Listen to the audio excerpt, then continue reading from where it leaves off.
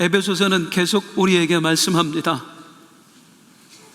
주님과 하나 된 사람답게, 한 새 사람답게 살아라. 하나님을 모방하며 살아라. 빛의 자녀답게 살아라. 지혜 있는 자같이 살아라. 그 삶을 한마디로 정리하면 나의 유익을 구하는 삶을 살지 말고 남의 유익을 구하며 살라는 거예요. 그러면 우리는 어디에서 그렇게 살아야 될까요? 너희는 세상의 빛이니. 세상에서 그렇게 살아야 돼요? 세상에서 그렇게 살아야 돼요? 세상에서. 그런데 그냥 세상이 아니고요, 나의 세상에서 그렇게 살아야 돼요. 따라할게요. 나의 세상에서. 나의 세상이라는 게 뭘까요? 신약 성경의 원어인 헬라어로 보면 이 나의 세상을 오이코스 그렇게 부릅니다. 오이코스가 뭐냐면요, 내가 관계하고 있는 모든 대상들, 나의 모든 인간 관계를 오이코스라고 불러요. 즉, 내가 속한 가정 공동체가 나의 세상이에요. 내가 속한 교회 공동체가 나의 세상이에요. 또 내가 속한 직장 공동체, 여러 공동체들이 나의 세상이에요. 그 공동체 안에서, 내가 속한 나의 세상 안에서 부르심에 합당하게 살아라. 조금은 손해보며 살아라. 남의 유익을 위해 살아라. 그런 말씀이에요. 그래서 이제 오늘 본문 이하에서는 그런 나의 세상들을 예시로 듭니다. 가정 공동체 안에서 남편과 아내의 관계에서 어떻게 살아야 되는지, 부모와 자식 간의 관계에서 어떻게 해야 되는지, 또 주인과 종의 관계에서 어떻게 부르심에 합당하게 살아야 되는지를 이제 구체적으로 말씀해 주고 있어요. 그러면서 전체의 삶에 해당하는 한 가지 전제를 우리에게 던집니다. 자, 21절 말씀 같이 한번 읽어볼게요. 시작. 그리스도를 경외함으로 피차 복종하라. 따라할게요. 피차 복종하라. 그 모든 관계 속에서 서로가 서로에게 복종하며 살라는 거예요. 그런데 이 복종하라는 말씀의 의미를 오해하시면 안 됩니다. 이걸 우리말의 복종으로 그렇게 해석하면은 실수할 수 있어요. 이 바로 다음 구절이 아내들아 남편들에게 복종하라 그거거든요. 우리가 그걸 액면 그대로 받아들이면, 봐봐, 남편 말에 무조건 여자가 복종을 해야지, 어디서 말대꾸야, 이렇게 할 수가 있단 말이에요. 하나님이 과연 그런 삶을 우리에게 원하실까요? 남편이 막 윽박지르고 무조건 날 따라 이렇게 살라고 하셨을까요? 아니에요.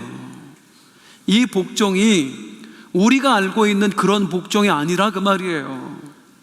이 복종은 헬라 원어로 보면 히포타스입니다. 이 히포타스의 뜻은 뭐냐면 권위에 굴복하다.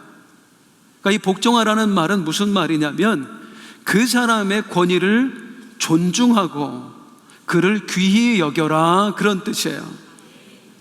모든 관계 속에서 서로 그렇게 하라는 거예요. 부부간에 남편과 아내가 서로를 존중하고 귀하게 여겨라. 부모와 자식 간에 서로를 존중하고 귀하게 여겨라. 주인과 종의 관계에서도 그리해라. 우리는 아멘 하지만 이게 그 당시 사회 통념상 받아들이기가 정말 쉽지 않은 말씀이었습니다. 아니, 아내를 존중하고 귀히 여기라고?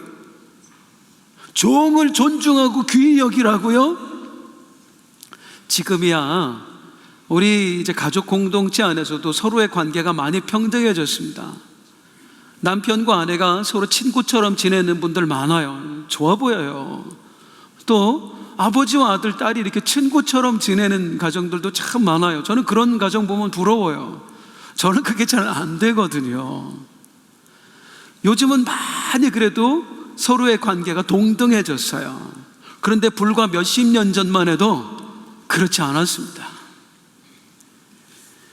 서로 가족들이 한 상에 둘러서 밥 먹는다, 있을 수 없는 일이었어요. 한 5, 60년 전만 해도요, 여기 연세 드신 분들 어렸을 때 생각해 보세요. 여자들 상에서 밥 못 먹었어요. 남자들만 상을 차려주고 여자들은 그냥 바닥에서 먹었어요. 그런 세상이었어요. 아버지가 숟가락 들기 전에 아들이 먼저 숟가락 들었다? 뺨 맞습니다. 진짜 후레자식 취급받았어요. 결코 관계가 평등하지 않았어요. 이렇게 동등한 관계가 된 게 몇십 년 안 됐다고요. 그러면 생각해 보세요. 몇십 년 전만 해도 서로 차등이 있었는데 성경 쓰여졌을 당시는 2000년 전입니다. 2000년 전에 서로의 관계가 어땠을지, 남과 여, 지금하고는 비교가 안 됩니다. 하늘과 땅 차이였어요. 어느 정도였냐면은 숫자 셀 때 여자는 숫자에 들어가지도 않았습니다. 제가 방위병 출신이거든요. 그런데 제가 이제 방위 생활할 때 출근을 해요. 버스를 타고 이렇게 부대로 가다 보면 방위들 같이 타고 가잖아요. 그러면 어느 날 어떤 할머니가 타서 쭉 둘러보고 그래. 사람은 하나도 없고 방위 새끼들만 가득한. 방위는 숫자로 안 쳐. 우리도 18개월만 있으면 민간인인데 훨씬 더했다고요. 여자는 아예 숫자로 치지도 않았다고요. 그 당시에는.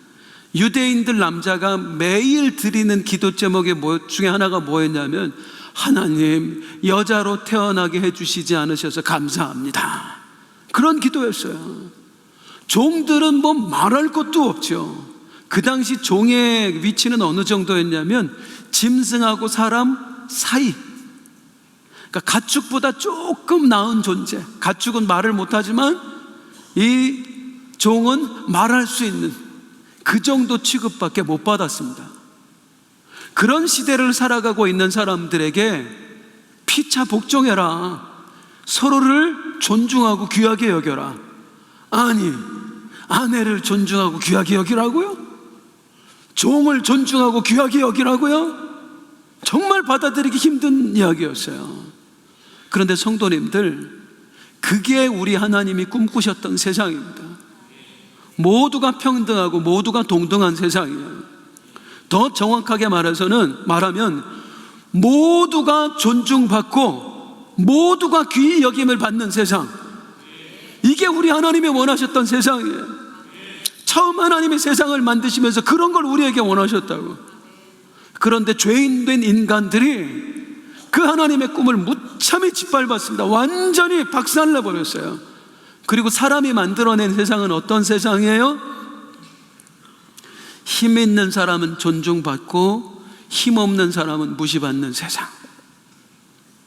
가진 자는 귀히 여김받고 못 가진 자는 업심 여김받는 세상. 이런 세상 만들어버린 거예요. 그렇게 망가진 세상을 살아가고 있는 사람들에게 우리 하나님께서 바울 사도를 통해 우리에게 명령하시는 거예요. 너는 너의 세상을 모두가 동등한 세상으로 만들어라. 귀한 사람, 천한 사람 따로 없이, 힘 있는 사람이고 힘 없는 사람이고, 가진 사람이고 못 가진 사람이고, 모두가 존중받고 모두가 귀히 여김받는 세상을 만들어라. 그리고 우리의 각자의 세상 속에서, 가정 공동체 안에서, 사회 공동체 안에서 그런 세상 만들기 위해 우리가 어떻게 해야 할지를 이제 에베소 5장, 6장이 차례대로 말씀하고 있는 겁니다. 그 중에 우리가 하나님 뜻대로 아름답게 만들어가야 할 첫 번째 세상은 부부 관계입니다. 남편과 아내라는 세상 속에서 하나님 기뻐하는 모습으로 만들어 가려는 거예요. 자, 그러면 이제부터 남편과 아내 서로에게 어떻게 해야 할까 살펴보는데, 성경은 먼저 아내에게 권면합니다. 22절 같이 한번 읽겠습니다. 시작. 아내들이여 자기 남편에게 복종하기를 주께 하듯 하라. 따라할게요. 아내들이여, 따라하시라고. 아내들이여 복종해라. 누구에게 복종하듯? 주께 복종하듯 복종해라. 너희가 주님의 권위를 존중하고 주님을 귀히 여기듯이 너의 남편의 권위를 존중하고 남편을 귀히 여기며 살아라. 이게 성경적 가정이에요. 남편에게 그렇게 하고 계시는 아내분들만 아멘. 나중에 묻겠습니다, 남편에게. 권사님 감사해요. 그런데 사실 이 말씀은 에베소 성도들이 아니라 우리가 더 들어야 되는 말씀인 것 같아요. 요즘 세상은 남편을 존중 안 하는 차원을 넘어서 그냥 존중받는 건 바라지도 않아요. 무섭게만 안 했으면 좋겠어요. 무섭게만. 어느 중년 남자분이 밤길을 가고 있었습니다. 강도를 만난 거야. 나 강도야, 돈 내놔. 얼마나 무서워요, 강도를 만나는데. 뭐 돈? 못 줘. 우리 마누라가 얼마나 무서운 줄 알아? 내가 밤길에 강도 만나서 돈 뺏겼다고 우리 마누라가 믿어줄 것 같아? 못 줘. 강도가 어이가 없는 거예요. 멱살을 잡고 얘기했어요. 야, 이 자식아, 너만 마누라가 무서운 줄 알아? 우리 마누라는 내가 한 건도 못했다고 하면 믿어주겠냐? 그냥 그러지 말고 피자 돕고 살자. 밥만 내놔라. 아니, 요즘 아내들 너무 무서워요. 귀신 잡는 해병대가 귀신은 안 무서워하는데 아내는 무서워. 야, 남편들이 아내를 무서워하잖아요. 집에 안 들어갑니다. 바깥을 배회해요. 그러면 이상한 짓 하는 거예요. 박삼남 장로님, 솔직히 권사님 좀 무섭죠? 저도 무서워요, 장로님. 저도 좀 무서워. 나이 들어가면서 왜 이렇게 여자들 무서워요? 그런데 성경적인 가정상은 남편이 존중받고 귀히 여김받는 가정이라고요. 아내가 남편을 그렇게 대하고 자식들도 그렇게 대하는 가정이라고요. 그러면 이렇게 말씀하시는 분들 계실지 몰라요. 목사님, 그럴만 해야 그렇게 하죠. 존중받을만 해야 존중을 해주죠. 저 인간을 어떻게 내가 존중을 합니까? 퀴즈. 그럼 이 성경시대 당시에 이게 로마 사람들이잖아요, 다. 로마 남자들은 존중받을만 했을까요? 존중받을만 했으면 이런 말 할 필요가 없어요. 알아서 존중하며 사니까. 존중받을 만한 행동을 못하니까 남편 존중하며 사십시오, 귀히 여기며 사십시오, 그렇게 말하는 거예요. 사실 이 당시 로마 남자들이요, 대부분 한량이었습니다. 로마 제국이 이제 더 이상 정복할 데가 없을 정도예요. 이제 다 정복하고 강성해졌어요. 그러다 보니까 정복지에서 올라오는 곡식 세금만으로도 충분히 먹고 살만한 거예요. 로마 남자들이 더 이상 시민권 가진 사람들이 일할 필요가 없어. 다 부어라 마셔라 한량 노릇하면서 어디 가서 바람 피고 다니지요, 도박하고 다니지요. 아니면 낮에는 다 3, 4 모여 남자들 하는 거라고 수다 떠는 거밖에 없었어요. 지금도 로마 유적지 가면은요, 길거리에 2000년 전에 카페 자리가 쫙 있습니다. 다 수다 떨던 자리예요. 그래서 유럽 사람들이 지금도 그 노천 카페 문화가 2000년 동안 있는 거예요. 그 정도니 자기 남편을 존중할 수 있겠느냐고, 귀히 여길 수 있겠느냐고요. 아이고, 저놈의 화상 누가 안 잡아가나. 그런데 존중해라, 귀히 여겨라. 존중받을 만해서 그런 게 아니라 존중받을 만한 모습이 안 보여도 존중해라. 귀히 여길 만한 모습이 안 보여도 귀히 여겨라. 누구를? 남편을. 사랑하는 성도님들, 중요한 게 있습니다. 우리 하나님께서 만드신 가정에서 남편과 아내의 역할이 있어요. 가정을 건강하게 세우려면 사실 먼저는 남편이 존중받을 만한 사람이 돼야 돼요. 남편이 먼저. 그러면 아내가 이 남편을 존중하고 귀하게 여겨야 돼요. 그럼 여기서 시너지가 나면서 가정이 건강하고 아름답게 세워지는 거예요. 남편이 존중받을 만한 역할을 하고 아내의 역할은 그 남편을 존중하고 귀하게 여기고. 자, 그런데 보세요. 남편이 그 역할을 못하는 거예요. 존중받을 만하지 못하고 귀하게 여김받을 만하지 못한 거예요. 자기 역할을 못해요. 그럼 아내가 어떻게 해요? 너만 못하냐? 나도 안 할란다. 이렇게 되면 집안 망가지는 거 시간 문제다, 그 말입니다. 자동차가 달리는데 앞바퀴 뒷바퀴 있어요. 앞바퀴가 다 펑크 나버렸어요. 그럴 때 뒷바퀴가, 야, 너만 펑크 나냐? 나도 펑크 낼랜다. 이러면 그 정도는 소망 없는 거예요. 누군가는 제자리에서 내 역할을 해줘야 거기에 회복이라고 하는 소망이 있을 것 아닙니까? 남편이 존중받을 만한 역할, 귀하게 여김받을 만한 역할, 거기서 이탈해서 그 역할을 못해도 여자라도 그 역할을 해줘야 언젠가 이 가정이 회복의 소망을 가질 수 있지 않겠어요? 우리가 예전에 아주 유명했던 그 CF 문구 중에 이런 게 있었어요. 남자는 여자하기 나름이다. 남자가 좀 부족해도 여자가 어떻게 하느냐에 따라서 그 남자가 바로 세워질 수도 있다는 거예요. 제가 오늘 한 분의 이야기를 들으는데 이분은 저 전남 고흥의 성함이 장철석이라는 분입니다. 이분이 누구냐면 우리 교회 정철석, 정문식 안수 집사님의 사촌 형이세요. 제가 우리 정문식 안수 집사님에게 그 사촌 형의 이야기를 몇 년 전에 듣고 얼마나 감동받았는지 몰라요. 이 정철석 님이 사실 태어날 때 남보다 조금 지능이 떨어지게 태어났습니다. 그래서 어릴 때부터 동네 바보 취급 받으면서 살았어요. 애들이 얼마나 무시하고 놀리는지 이 정철석 지나가는 길에 구덩이를 파놓고 거기에 얼기설기해서 이렇게 나뭇잎 깔아놓는 거예요. 그럼 여지없어 거기 정철석 가다가 툭 빠져버리는 거예요.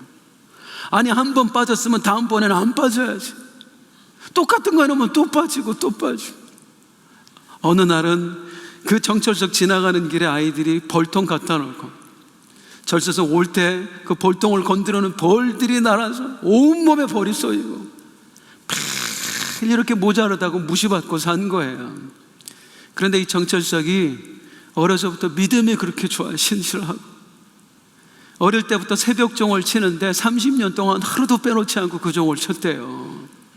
목사님을 얼마나 열심히 섬겼던지 목사님 방에 군불 떼는 일을 이 아이가 더 맡아서 한 거예요. 그리고 새벽종 치려면 일찍 일어나야 되지 않습니까?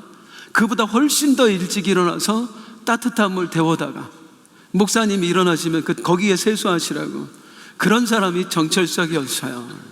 그런데 더 대단한 건 뭐냐면 이 성경 말씀을 믿는데 있는 그대로입니다. 그리고 말씀에서 살라고 하는 대로 살아. 어느 정도였느냐면요, 친구들이 뺨을 때리면 반대쪽 뺨을 돌려댄대요.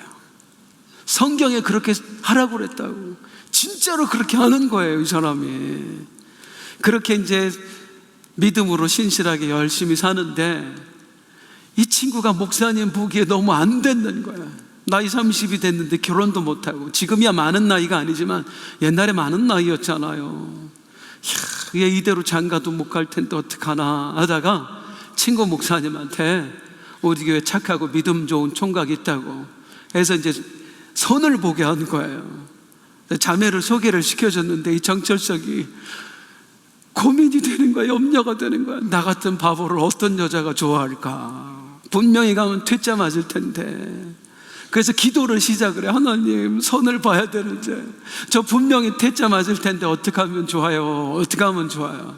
그러니까 매일 기도를 하는데 그 전날 우리 하나님이 지혜를 하나 주셨어요. 이 마음에 무엇을 떠올리게 해주셨어요. 그리고 맞선 자리에 갔습니다. 갔더니 여자분이 들어오는데 세상에 너무 예쁜 분이 들어오는 거예요. 그 말을 하는데 너무너무 똑똑한 거야. 아무리 봐도 나랑 안 어울려. 퇴짜 맞기 딱 맞아. 그 순간에 하나님이 어제 시켰던 게 생각이 나. 손을 덥석 잡았대요. 그리고 거기서 기도를 시작을 한 거예요. 이 여자 입장에서 얼마나 황당했어. 맞선 보러 나왔는데 갑자기 손을 잡더니 남자가 기도를 시작을 하네. 빼려고 해도 빼지 못하고 10분, 20분, 30분 계속 붙잡고 기도를 하는데 눈물을 뚝뚝뚝뚝 흘리면서 기도를 하는 거야. 얼마나 그 기도하는 모습이 신실해 보이든지 이 자매 자기도 모르게 눈에서 눈물이 뚝 떨어져. 그 모습이 너무 좋아 보인 거예요. 그리고 하나님 주신 마음이 이 남자랑 결혼해라. 그래서 그 똑똑한 여자가 이 바보랑 결혼을 했잖아요. 동네 사람들 친지들 다 아니 저 똑똑한 여자가 뭐 저 바보 같은 놈하고 결혼했냐고. 자 보세요. 이 똑똑한 여자, 야무진 여자가 정철석하고 결혼을 해서 그때부터 최선을 다해서 자기 남편을 섬깁니다. 귀하게 여기고 존중해주고, 그리고 남편의 부족함 자기가 다 가려주고 메꿔주고, 그렇게 하면서 남편을 섬기면서 살아요. 시간이 지나면서 이 남편이 변해가는데 나중에는 온 교회 교인들이 다 존경할 만한 사람이 돼요. 그래서 그 교회 장로님 됐대잖아요.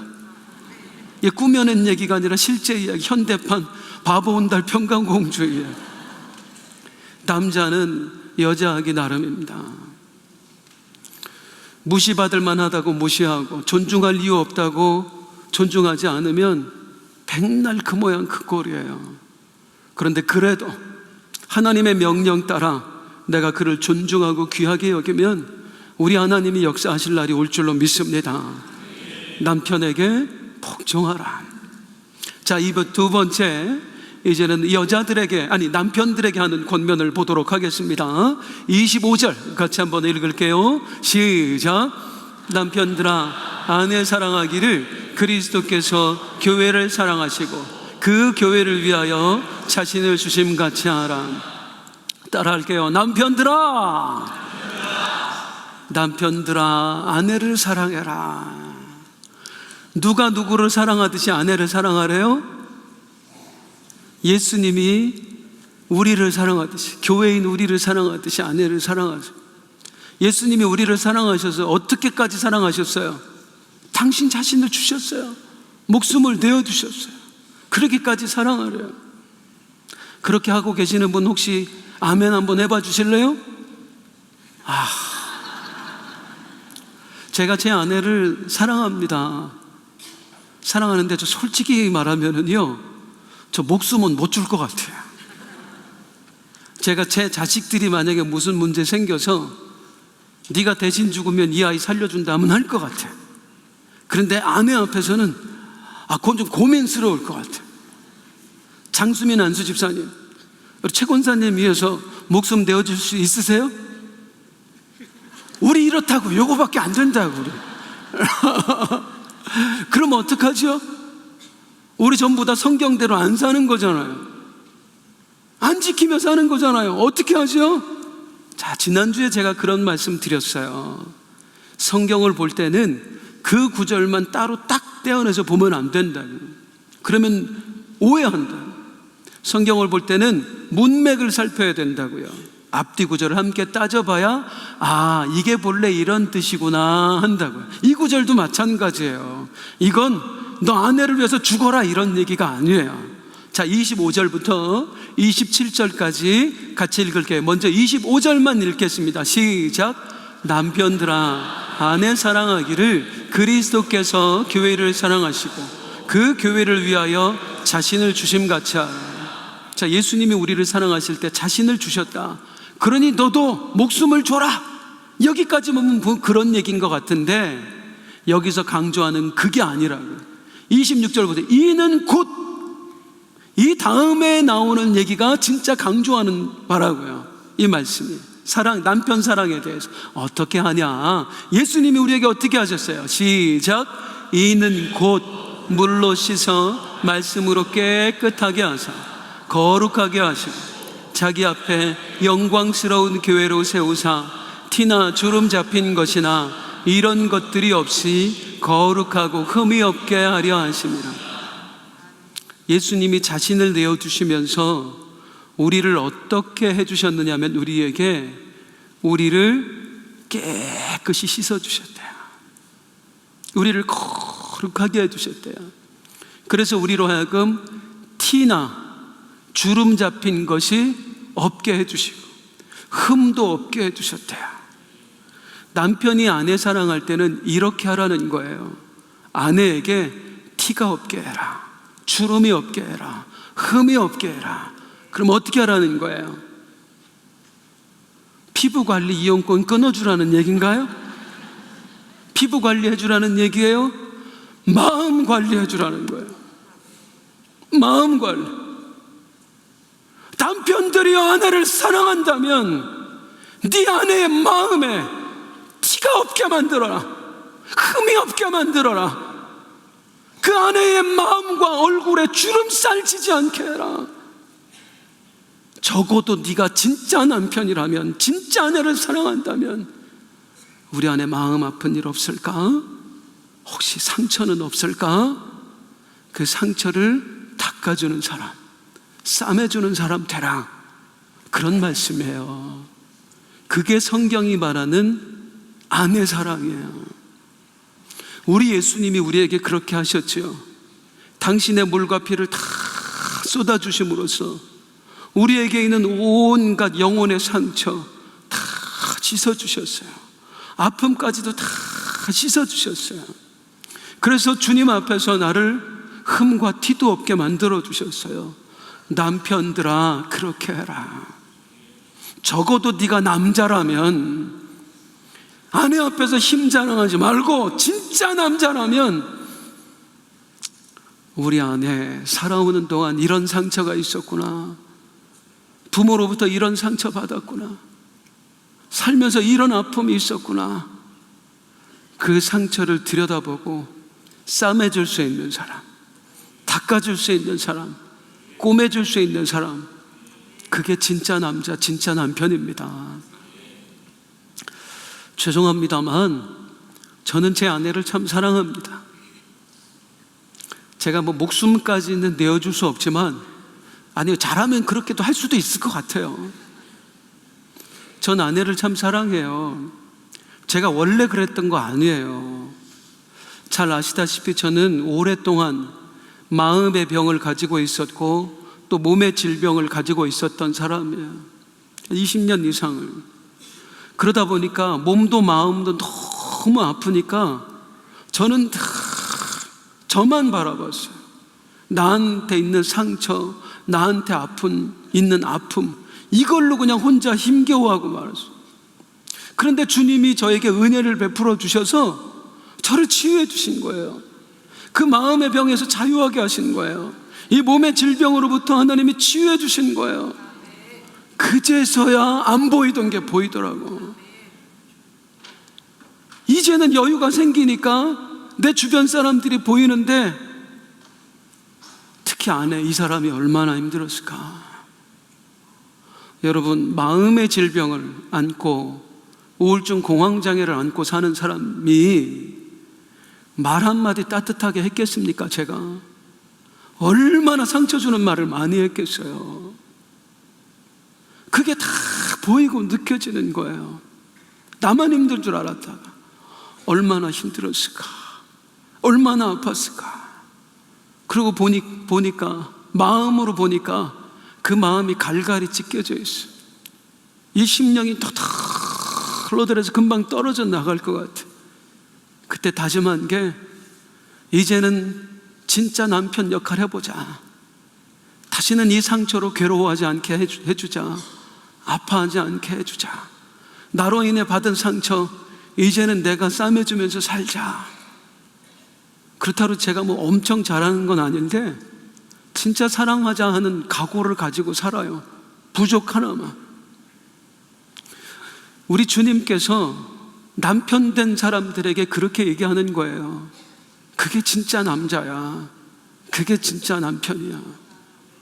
적어도 남편이라면, 아내를 사랑한다면 자기 아내의 눈에서 눈물 나게 하면 안 돼. 오히려 상처를 보듬어 줘야 돼. 만져줘야 돼. 씻어줘야 돼. 남편의 역할이 돈 많이 벌어다 주고 뭐 좋은 옷 입혀주고, 아니에요. 그거보다 더 중요한 게 상처를 싸매주는 겁니다. 우리 사랑하는 안산 빛나교회 남편 되신 모든 여러분들, 그런 남편 되시길 주님의 이름으로 축복합니다. 아내의 마음 관리해 주세요. 아내 마음에 흠과 티가 없게 해주세요. 그리고 여유 되시면 피부 관리도 시켜주세요. 왜 아멘 안 하세요?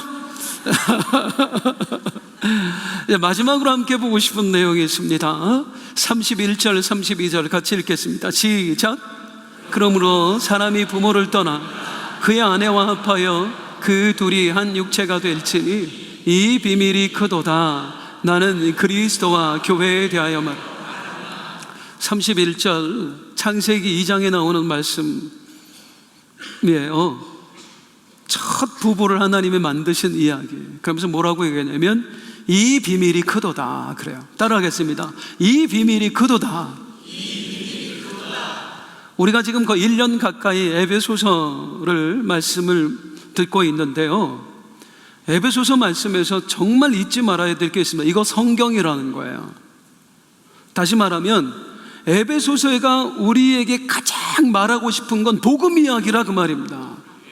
뭐 남편 이야기, 아내 이야기도 하고 뭐 부모 자식 이야기도 하지만 진짜 에베소서가 우리에게 하고 싶은 말은 복음 이야기예요. 그래서 남편과 아내의 이야기를 하던 중에 바울 사도가 여기에 복음 이야기를 끼워 넣습니다.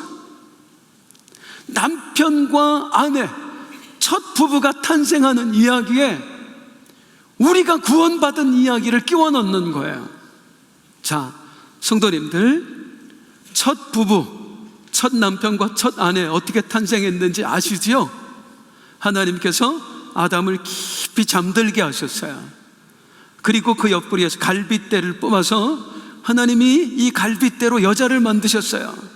하와, 둘이 부부가 된 거잖아요. 이제 연합하여 한 몸이 될지라, 그렇게 된 거잖아요. 그래서 남자는 재료가 흙이고 여자는 재료가 뼈다귀고, 그래서 남자보다 여자가 좀 센 거예요. 자, 아무튼 그런데 이 이야기를 보면 무슨 동화책 읽는 것 같아요. 성경이 못 믿을 이야기 같단 말이에요. 무슨 갈빗대로 사람을 만들어. 뭐 하나님, 뭐 이런 하나님이 다 있어. 자, 그런데 하나님이 그렇게 하셨을 때는 이유가 있을까요? 있어요. 성도님들 아멘 한번 해보세요. 우리 하나님이 창조주 하나님을 믿으시나요? 이 세상의 모든 걸 다 우리 하나님이 창조하셨어요.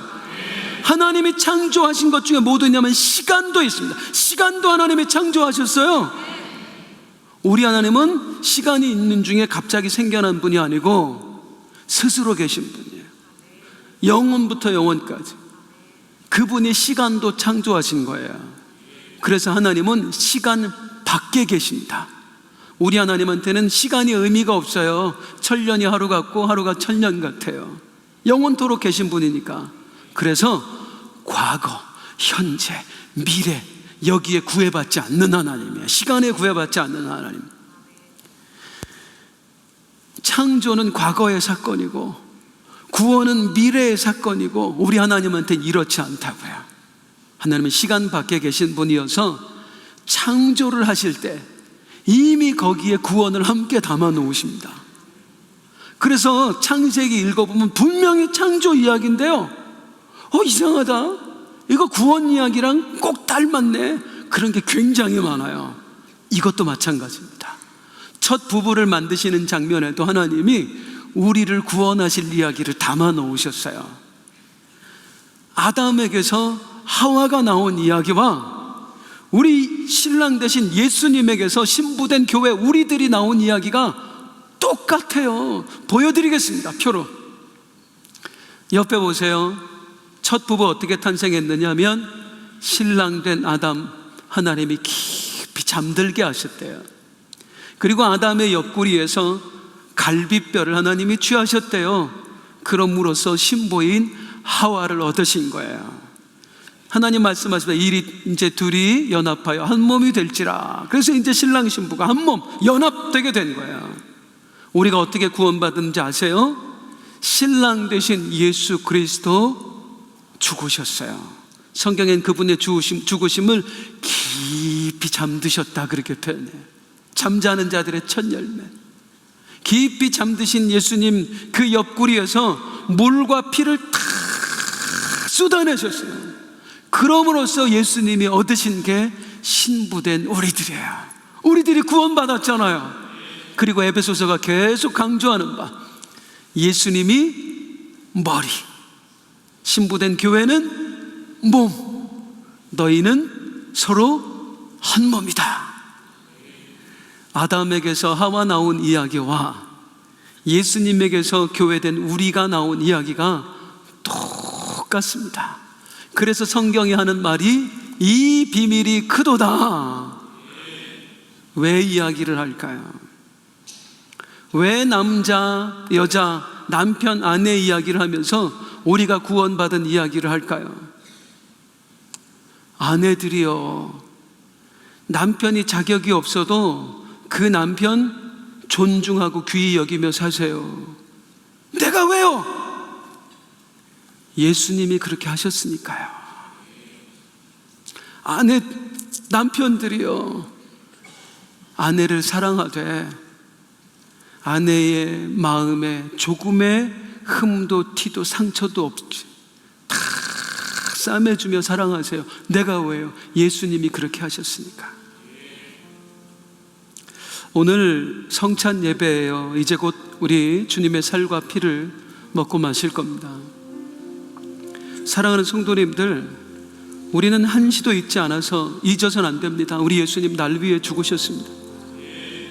그게 내가 살아가는 모든 것에 있어서 기준이 돼야 돼요. 예수님 날 위해 죽으셨다. 우리가 왜 부르심에 합당하게 살아야 되죠? 예수님이 날 위해 죽으셨으니까요. 우리가 왜 빛의 자녀답게 살아야 돼요? 예수님이 날 위해 죽으셨으니까. 우리가 왜 손해보며 살아야 되죠? 예수님이 날 위해 죽으셨으니까. 우리가 왜 그 부족한 남편, 자격 없는 남편 존중하고 귀히 여기며 살아야 돼요? 예수님이 날 위해 죽으셨어요. 우리가 왜 나도 힘든데 내 아내의 상처를 보듬고 싸매주면서 귀히 여기며 살아야 돼요? 예수님이 날 위해 죽으셨으니까. 우리의 삶의 모든 기준은 예수님의 날 위해 죽으심입니다. 예수 사랑 나의 사랑 내 맘 속에 넘쳐 형제를 사랑해. 예수 사랑, 우리 다 같이 자리에서 일어나서 사랑 나의 사랑 나의 사랑 내 맘 속에 넘쳐 자매를 사랑해.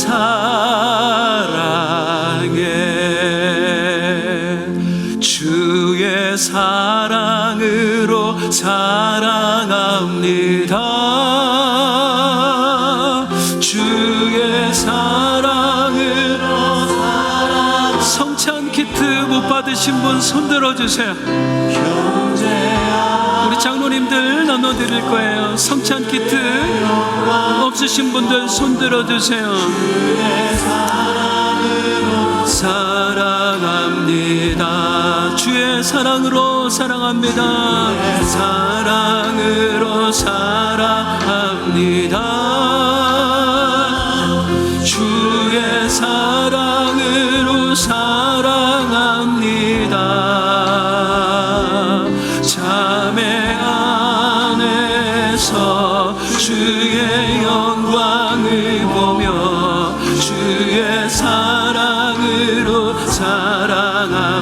사랑합니다. 주의 사랑으로 사랑합니다. 주의 사랑으로 사랑합니다. 주의 사랑으로 사랑합니다.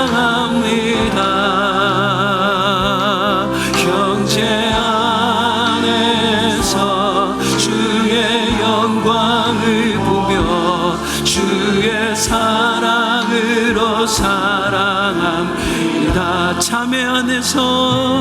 자매 안에서 주의